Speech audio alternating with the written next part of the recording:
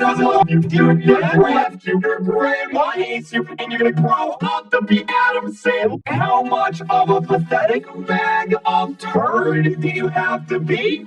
That is entirely your life. You literally sit there at your computer all day long, just waiting for me to join a game so you can join in and say a swear word in Roblox.